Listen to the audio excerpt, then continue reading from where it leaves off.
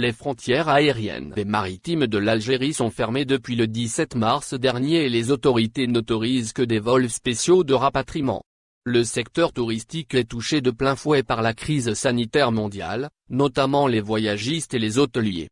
Bien que les professionnels du secteur aient été autorisés à reprendre leurs activités, ils font toujours face à une situation financière difficile.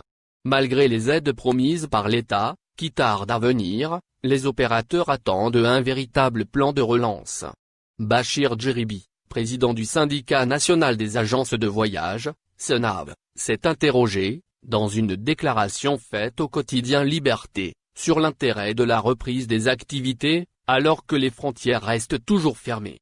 Que signifie reprendre du service alors que les hôtels ainsi que les frontières étaient fermés et que même le déplacement entre Wilaya était difficile? Et si aujourd'hui, les hôtels peuvent recevoir des clients, il n'en demeure pas moins difficile de reprendre le cours normal des choses, a-t-il souligné.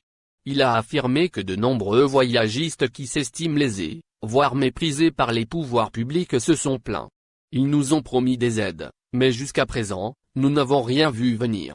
Nous sommes à l'abandon, a-t-il ajouté. En mai dernier, le secrétaire général du SNAV, Ilyas Senoussi, a indiqué que 3000 agences de voyage et de tourisme étaient menacées de disparaître, en raison du coronavirus. Il avait affirmé que cette situation catastrophique menaçait directement 30 000 postes. Si on part du principe que chacune des 3000 agences de voyage emploie au moins 10 personnes, 30 000 postes d'emploi sont directement menacés, a-t-il précisé. Au final, n'oubliez pas de vous abonner à la chaîne et appuyer sur la cloche pour recevoir toutes les nouvelles.